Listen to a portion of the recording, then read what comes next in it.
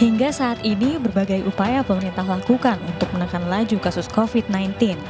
Pemerintah mendatangkan alat pelindung diri untuk para dokter dan perawat, serta obat-obatan, alat uji coba COVID-19 hingga vaksin dari luar negeri. Berbagai kerjasama dilakukan untuk memenuhi kebutuhan tersebut. Selain upaya pengembangan vaksin di dalam negeri, Universitas Airlangga Surabaya berupaya untuk terus mengembangkan penelitian terhadap obat bagi pasien COVID-19. Temuan 5 obat kombinasi COVID-19 tersebut telah diajukan ke Badan Pengawas Obat dan Makanan beberapa waktu lalu. Kombinasikan beberapa obat yang kita kombinasikan itu sebagai bagian dari bisa digunakan oleh para dokter untuk penanganan COVID. Dari 5 uji kombinasi obat yang diteliti, 3 diantaranya telah melalui uji klinis. Penelitian diharapkan dapat membantu penanganan masalah COVID-19 di Indonesia yang hingga saat ini masih menjadi salah satu fokus utama. Kini kita akan kupas lebih jauh di Indonesia Bicara. Tema kita pada malam hari ini menanti obat COVID-19. Dan saat ini sudah kehadiran narasumber ada Profesor Ninyoman Puspaningsih, Ketua PUI PT Pusat Riset Rekayasa Molekul Hayati Unair. Selamat malam, Prof. Nyoman. Selamat malam, Mas Wilson. Ya. Baik, Prof. Nyoman, sudah sejauh apa riset dan uji coba pembuatan obat COVID-19 ini, Prof? Oh iya, jadi kami di Universitas Airlangga ini kan ada 2 skema ya untuk pengembangan obat COVID-19. Yang pertama itu adalah yang jangka pendek karena kebutuhan yang cepat bagi masyarakat, itu yang saya rasa sudah disampaikan beberapa waktu yang lalu. Yang kombinasi, nah yang kami kembangkan ini adalah single compound yang memang disintesis sendiri di Universitas Airlangga sebagai ya karya teman-teman para akademisi peneliti di pusat riset kami di Universitas Airlangga. Nah ini saya rasa sudah dimulai sejak bulan April gitu ya, kita desainnya tentu awal Indonesia terkonfirmasi positif itu kita sudah mulai melihat, mempelajari gitu ya, target artinya senyawa inhibitor atau kandidat OPB kita sebutnya obat pengembangan baru. Ini adalah dimulai dengan melihat 2 potensi dari proteinnya virus COVID-19 yang kita akan sasar gitu ya. Itu yang pertama adalah main protease, kemudian yang kedua adalah RNA polymerase. Sebetulnya 2 ini lebih utama menjadi target obat selama ini kalau kita lihat di beberapa virus yang lain. Nah, kita mendesain kemudian dengan melihat mekanisme kerja. Tentunya yang pertama kita mengerjakan yang main protease dulu, itu yang sejak April. Kalau RNA polymerase ini baru-baru saja dan saya rasa belum banyak hasil yang bisa disampaikan. Sedangkan yang pertama yang main protease itu sebagai inhibitor kandidat, kita sudah mulai dari struktur dari main protease, itu kita kerjasama dengan Shanghai National Technology University.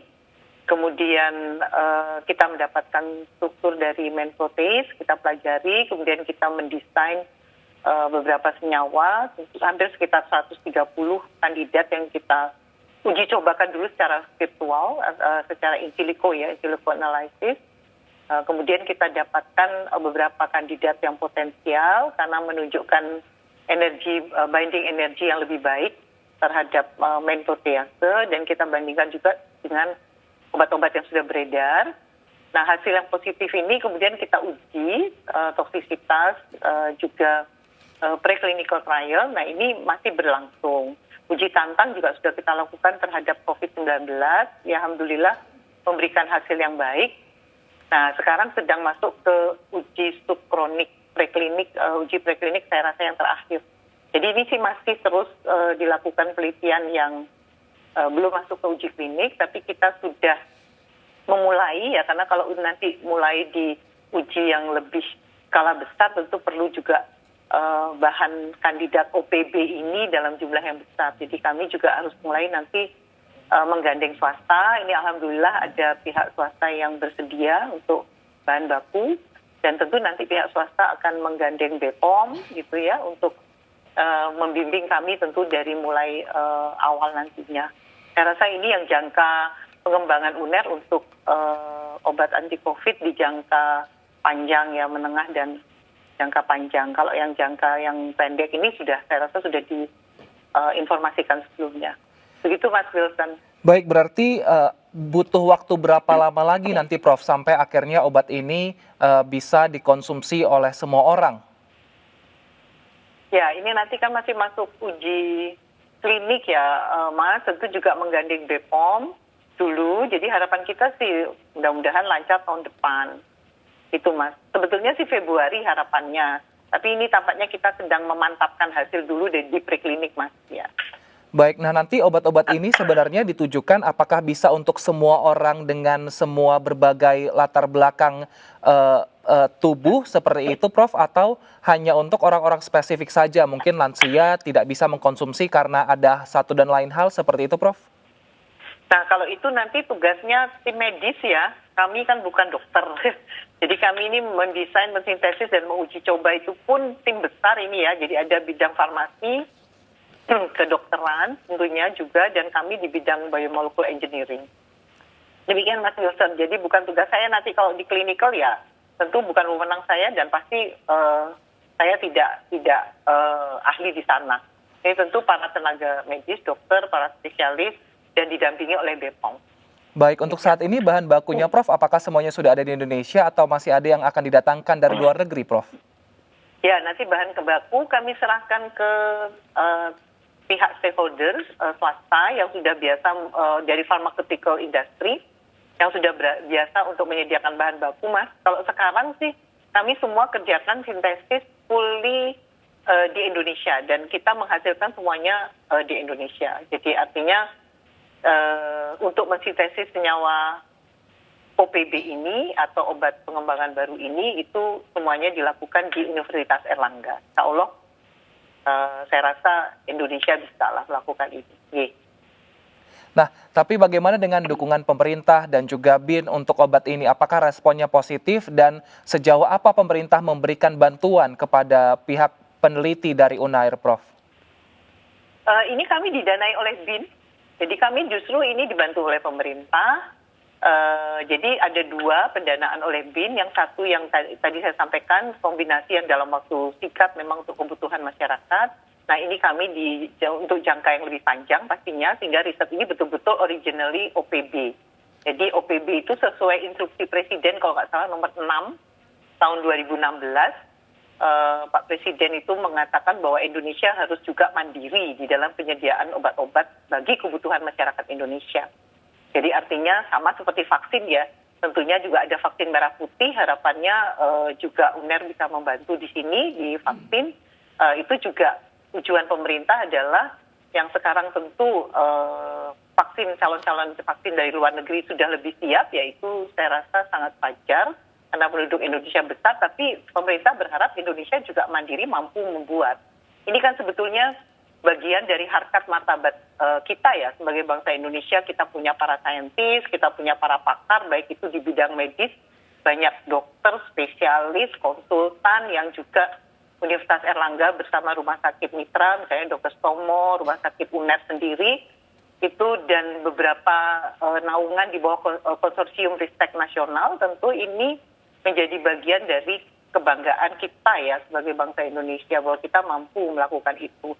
Ini juga sesuai dengan instruksi untuk OPB khususnya obat pengembangan baru itu tidak sesuai instruksi Presiden nomor 6 kalau salah 2016 bahwa Indonesia harus juga mampu menghasilkan obat-obat sebagai bagian dari karya-karya anak bangsa, bahwa nanti ini akan didukung atau tidak oleh pemerintah lah, ini sendiri kami dibiayai oleh pemerintah. Kita di bawah Kemenristek Dikti juga pemerintah pastinya. Saya juga dosen, akademisi, dan juga tentu peneliti bersama teman-teman di UNER, juga para peneliti, para dosen, kita juga bagian dari pemerintah. Jadi tentu kita bekerja ya pastinya untuk pemerintah. Bahwa pemerintah nanti menggunakan tidak, itu kan ada BPOM yang mengatur dalam sistem regulasinya sesuai dengan aturan pemerintah tentang OPB pun tahapannya juga bukan tahapan yang instan ya Mas Wilson. Jadi ada tahapan. Jadi obat pengembangan baru itu tahapannya adalah mulai dari desain, konstruksi dari bahan obat itu, kemudian nanti masuk ke uji preklinik dulu, Nah, baru uji kliniknya ada fase 1, 2, 3 dan berikutnya. Nah, uji klinik, preklinik itu sudah bagian dari tim kami yang memang bertanggung jawab dan punya wewenang untuk masalah obat-obatan. Itu berarti teman-teman di farmasi UNER, kemudian nanti untuk klinikal pasti teman-teman di rumah sakit, dan juga pasti BPOM akan mulai pastinya akan juga mendampingi kami. Kemudian karena itu sudah ada di instruksi Presiden yang saya baca terkait dengan OPB. Kemudian juga pihak swasta. Nah, ini pihak swasta alhamdulillah sudah ada juga yang bersedia bekerja sama untuk penyediaan bahan baku. Baik. Jadi kami ini di peneliti ini tentu mengajak tim besar. Sama juga tim vaksin UNER juga kami tim besar. Baik. Nah, saya dan teman-teman itu di bagian biomolecular engineering-nya. Gitu, Mas. Ya. Baik, Prof. Sebenarnya untuk membuat obat seperti ini, perlukah nantinya jika obatnya ini mungkin masuk dalam tahap uji klinis, kemudian disebarkan, perlukah juga mendaftarkannya ke WHO? Karena kan ini pandemi, semua negara mengalami. Apakah dan juga nanti seperti apa strukturnya ketika mendaftar ke WHO, Prof? Iya, kami sudah mendiskusikan hal tersebut juga dengan pihak stakeholder, jadi pihak swasta yang sangat berpengalaman karena pharmaceutical industry pastinya di situ. Kami sudah berdiskusi lah, artinya sharing untuk terkait dengan kesiapan kami dan nanti harus seperti apa.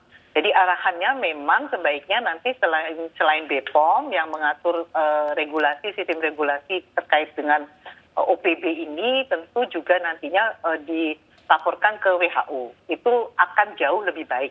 Jadi kita juga memperkenalkan nanti kalau memang hasilnya bagus dan layak untuk kemudian digunakan oleh masyarakat itu ke depannya, maka kita juga tetap mendaftarkan ke WHO. Kita ikuti prosedur yang ada gitu sehingga penelitian ini juga menjadi bermanfaat bagi semuanya gitu. Demikian, Mas, itu sudah diskusikan. Nah, hasil diskusi ini adalah salah satunya juga kami diskusi dengan Kemenkumham terkait dengan paten gitu.